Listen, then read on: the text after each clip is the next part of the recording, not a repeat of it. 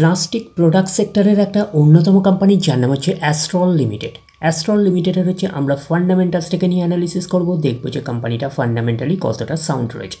তো আমরা চলে আসলাম ফান্ডামেন্টালস পার্টের হচ্ছে ফার্স্ট পার্ট হচ্ছে ব্যালেন্স শিটে, দেখব যে ব্যালেন্স শিট কতটা সাউন্ড রয়েছে। তো আমরা ডিরেক্টলি চলে যাচ্ছি ব্যালেন্স শিট পার্টের হচ্ছে রিজার্ভ অ্যান্ড সারপ্লাসে। তো আমরা চলে আসলাম রিজার্ভ অ্যান্ড সারপ্লাসে। তো দেখে নিই রিজার্ভ অ্যান্ড সারপ্লাসে অবস্থান কীরকম রয়েছে।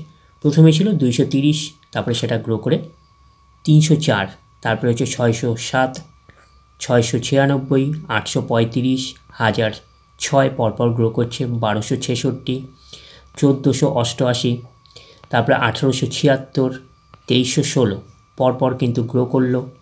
তারপরে 2316 পরে আমরা যেটা পাচ্ছি সেটা হচ্ছে 2684, তারপরে হচ্ছে 3161, তারপরে হচ্ছে 3341।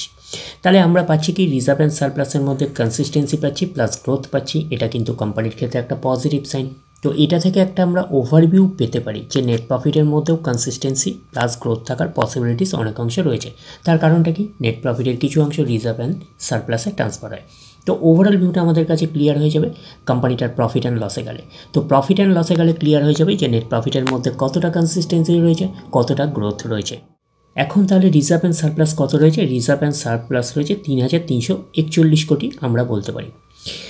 তো এইবারে আমরা চলে যাব কোম্পানিটার হচ্ছে বরিং পার্টে। তো বরিং পার্টের হচ্ছে আমরা চলে আসছি লং টার্ম বরিংয়ে 64 কোটি, তারপরে সেটা জিরো হয়ে গেল, তারপরে জিরো, তারপরে কিন্তু আবার বেড়ে 131, তারপরে আবার কিছুটা কমে 122, তারপরে আবার কিছুটা কমে 117, তারপরে হচ্ছে আবার বেড়ে 163, তারপরে হলো যে জিরো, তারপরে আবার বেড়ে 17, তারপরে আবার বেড়ে 33।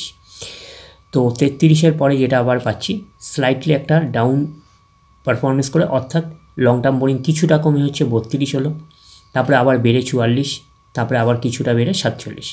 তো লং টার্ম বোরিং থাকাও খারাপ না ভালো, আমরা যদি বলি এক কথায় খারাপ। তো লং টার্ম বোরিং থাকা মানে কোম্পানির এক্সট্রা বার্ডেন থাকে ইন্টারেস্ট পে করার ব্যাপারে। যদি কোম্পানি লং টার্ম বোরিংকে সঠিকভাবে ইউটিলাইজ করে যদি নেট প্রফিটের মার্জিনটা বাড়াতে পারে তাহলে লং টার্ম বোরিং ঠিকঠাক আছে, আমরা এইটুখানি কনসিডার করতেই পারি। তো ওভারঅল ভিউটা আমাদের কাছে ক্লিয়ার হয়ে যাবে কোম্পানিটার প্রফিট অ্যান্ড লসে গেলে। তো প্রফিট অ্যান্ড লসে গেলে ক্লিয়ার হয়ে যাবে যে নেট প্রফিটের মার্জিনটা বাড়ছে কিনা, অর্থাৎ লং টার্ম বোরিংকে সঠিকভাবে ইউটিলাইজ করছে কিনা। এইবারে আমরা চলে আসছি কোম্পানিটার হচ্ছে শর্ট টার্ম বোরিং। তো শর্ট টার্ম বোরিংয়ে কী পাচ্ছি 1, তারপরে 0, 0, 0, 40, 6, 30, 0, 50, 52, 52-র পরে আমরা যেটা পাচ্ছি সেটা হচ্ছে 46, 46-এর পরে 53, 60। তো শর্ট টার্ম বোরিং হচ্ছে ফ্ল্যাকচুয়েটিং ম্যানারে থাকে, প্রতি বছর আপস অ্যান্ড ডাউন্স করে। তো আমরা শর্ট টার্ম বোরিংয়ের থেকে বেশি যেটা গুরুত্ব দিই সেটা লং টার্ম বোরিংকে। লং টার্ম বোরিং এখন রয়েছে 47 কোটির রেঞ্জে আমরা বলতে পারি। এইবারে আমরা চলে যাবো কোম্পানিটার হচ্ছে ক্যাশ অ্যান্ড ক্যাশ ইকুইভ্যালেন্ট, দেখবো যে ক্যাশ অ্যান্ড ক্যাশ ইকুইভ্যালেন্টের অবস্থান কী রকম রয়েছে। তো আমরা চলে আসলাম ক্যাশ অ্যান্ড ক্যাশ ইকুইভ্যালেন্ট। প্রথমে ছিল 12, তারপরে 1, 12, 50, 18, 44, 98, 130, 476, 642, 642-এর পরে আমরা যেটা পাচ্ছি 682, তারপরে 610, 357। তো ওভারঅল আমরা বলতে পারি যে এই ব্যালেন্স শিটটাকে কিন্তু 5 স্টার টাইপের ব্যালেন্স শিট হিসাবে কনসিডার করতেই পারি। তো ব্যালেন্স শিটের আমরা ক্যাশ অ্যান্ড ক্যাশ ইকুইভ্যালেন্ট ঠিকঠাকই রয়েছে, আমরা এইটুখানি বলতে পারি 350 কোটির রেঞ্জে। আর কোম্পানিটা হচ্ছে শর্ট টার্ম বোরিং। তো শর্ট টার্ম বোরিং হচ্ছে ফ্ল্যাকচুয়েটিং ম্যানারে থাকে, প্রতি বছর আপস অ্যান্ড ডাউন্স করে। তো শর্ট টার্ম বোরিং হচ্ছে 60 কোটির রেঞ্জে। আর লং টার্ম বোরিং কমই রয়েছে 47 কোটির রেঞ্জে। আর কোম্পানিটার হচ্ছে রিজার্ভ অ্যান্ড সারপ্লাস আমরা পাচ্ছি কত 3341 কোটির রেঞ্জে, আমরা এইটুখানি বলতেই পারি। এইবারে আমরা চলে যাব কোম্পানিটার হচ্ছে প্রফিট অ্যান্ড লসে, দেখব যে প্রফিট অ্যান্ড লসের অবস্থান কীরকম রয়েছে। তো আমরা চলে আসলাম প্রফিট অ্যান্ড লসে।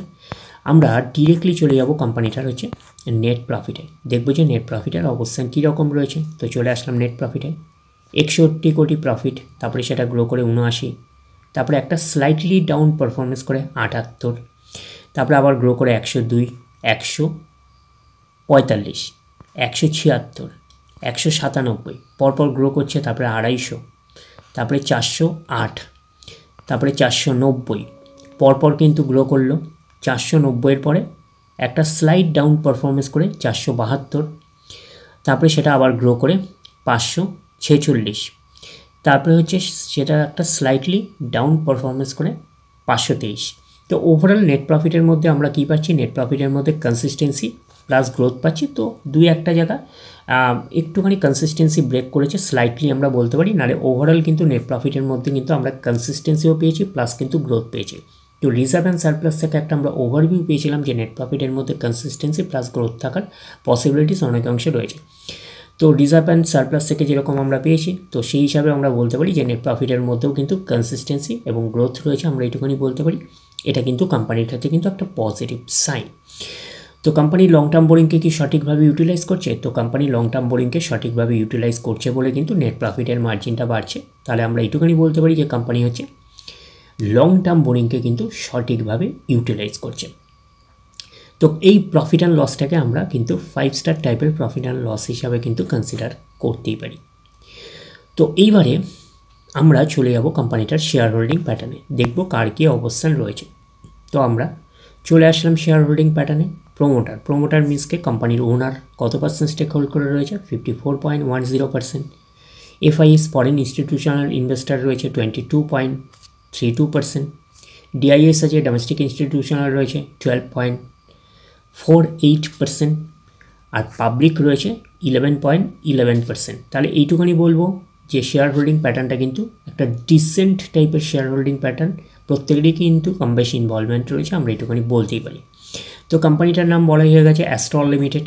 তো এই কোম্পানিটা হচ্ছে প্লাস্টিক প্রোডাক্ট সেক্টরের অন্যতম কোম্পানি, এবং প্লাস্টিক যে পাইপ হয় যেটা হচ্ছে প্লাম্বিং সেক্টরে কাজে লাগে এবং ড্রেনেজিং সিস্টেমে কিন্তু কাজে লাগে।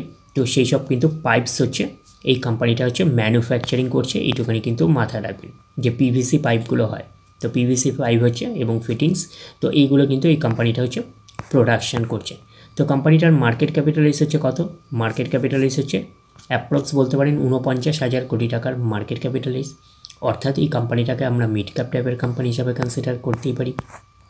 তো কোম্পানিটার আমরা যদি আরওসি দেখি, return on capital employed 23.2%, আরওই return on equity আছে 18%, এইটুখানি বলতে পারি। তাহলে আরওসি আর আরওই হচ্ছে ডিসেন্ট রয়েছে, এইটুখানি বলতে পারি। তো কোম্পানির পারফরমেন্সের উপরে কিন্তু ডিপেন্ড করে আরওসি আর আরওই। আগামী দিনে যদি কোম্পানি আরও ভালো পারফরমেন্স করে, আরও গ্রোথ দেখাতে শুরু করে, তাহলে আরওসি আর আরওই হচ্ছে আরও ইমপ্রুভ করবে। তো ওভারঅল কোম্পানির পারফরমেন্সের উপরে কিন্তু ডিপেন্ড করে আরওসি আর আরওই। তো এইবারে আমরা চলে যাব কোম্পানিটার হচ্ছে চার্ট প্যাটার্নে, দেখবো যে শেয়ার হোল্ডারদের কতটা রিটার্ন জেনারেট করেছে। তো আমরা চলে যাচ্ছি কোম্পানিটার চার্ট প্যাটার্নে। আমরা চলে আসলাম কোম্পানিটার হচ্ছে চার্ট প্যাটার্নে। তো অ্যাস্ট্রল লিমিটেড এখন কত টাকায় ট্রেড করছে? 1855 টাকায় এখন ট্রেড করছে। আমরা যদি চলে যাই কোম্পানিটার মার্কেট ক্যাপিটালাইজ অলরেডি বলা হয়ে গেছিলো 49,000 কোটি টাকার মার্কেট ক্যাপিটালাইজ, অর্থাৎ এই কোম্পানিটাকে আমরা মিড ক্যাপ টাইপের কোম্পানি হিসাবে কনসিডার করতেই পারি। তো কোম্পানিটার হচ্ছে পিই রেশিও কত আছে? 94.85 হচ্ছে পিই রেশিও। এবং কোম্পানিটার আমরা যদি 52 উইক হাই যাই কত আছে? 2454 টাকা হচ্ছে 52 উইক হাই। এবং কোম্পানিটার আমরা যদি 52 উইক লো দেখি 1695 টাকা 50 পয়সা হচ্ছে 52 উইক লো। তো কোম্পানিটার আমরা যদি একদিনের পারফরমেন্সে যাই 1%-এর মতন পজিটিভ রিটার্ন জেনারেট করেছে একদিনে, 5 দিনে হচ্ছে 0.5%-এর মতন নেগেটিভ রিটার্ন জেনারেট করেছে 5 দিনে, 1 মাসে হচ্ছে 8%-এর মতন পজিটিভ রিটার্ন জেনারেট করেছে 1 মাসে, 6 মাসে হচ্ছে 18%-এর মতন নেগেটিভ রিটার্ন জেনারেট করেছে 6 মাসে। 1 জানুয়ারি থেকে পারফরমেন্স করেছে 2.5%-এর মতন নেগেটিভ রিটার্ন জেনারেট করেছে 1 জানুয়ারি থেকে। আমরা যদি চলে যাই 1 বছরে, তো 1 বছর হচ্ছে 4.5%-এর মতন নেগেটিভ রিটার্ন জেনারেট করেছে 1 বছরে। তো ন্যাচারাল ব্যাপার, আমরা জানি যে শর্ট টার্মে সেভাবে ওয়েলথ ক্রিয়েট হয় না স্টক মার্কেট থেকে, যত লং খেলবেন স্টক মার্কেটে তত হচ্ছে ওয়েলথ ক্রিয়েট হয়। তো এখন দেখার বিষয়ে কোম্পানিটা কি লং টার্মে ভালো পারফরমেন্স করেছে, লং টার্মে কি শেয়ার হোল্ডারদের ওয়েলথ ক্রিয়েট করে দিয়েছে, সেটাই কিন্তু এখন আমাদের দেখার বিষয়। তাহলে আমরা চলে যাচ্ছি 5 বছরের চার্ট প্যাটার্নে। তো 5 বছরে কীরকম পারফরমেন্স করেছে? 190%-এর মতন পজিটিভ রিটার্ন জেনারেট করেছে 5 বছরে। 100% মানে ইনভেস্টমেন্ট ডাবল। তো ইনভেস্টমেন্টকে আমরা এইটুকুনি বলতে পারি 3 গুণের কিন্তু প্রায় কাছাকাছি করে দিয়েছে 5 বছরে। তো 5 বছরে কিন্তু একটা হিউজ ওয়েলথ ক্রিয়েট করে দিয়েছে শেয়ার হোল্ডারদের, আমরা এইটুকুনি বলতেই পারি।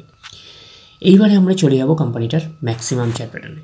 তো ম্যাক্সিমাম চার্ট প্যাটার্ন হিসেবে পারফরমেন্স করেছে 44,200। 78%-এর মতন পজিটিভ রিটার্ন জেনারেট করেছে অল টাইম বা ম্যাক্সিমাম। তো কোম্পানিটা লিস্টেড হয়েছে কবে? কোম্পানিটা লিস্টেড হয়েছে 2007-এ। তাহলে 2007 থেকে এখনও অবধি রিটার্ন জেনারেট করেছে 44,278%-এর মতন পজিটিভ রিটার্ন জেনারেট করেছে অল টাইম বা ম্যাক্সিমাম। তো ম্যাক্সিমাম চার্ট প্যাটার্নটা কিন্তু লেফট টু রাইট ওপরের দিকে মুভ করছে, তো সেই হিসাবে কিন্তু একটা ডিসেন্ট টাইপের চার্ট প্যাটার্ন হিসাবে আমরা কনসিডার করতেই পারি।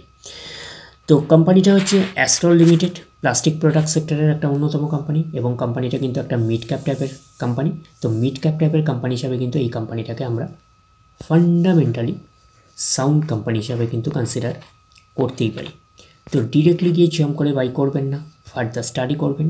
আফটার দ্যাট হচ্ছে আপনারা ডিসাইড করবেন এই স্টকটা বাই করবেন কি করবেন না। তাহলে এই অবধি, নেক্সট ভিডিওতে আবার আপনাদের সাথে আমার দেখা হচ্ছে। ধন্যবাদ।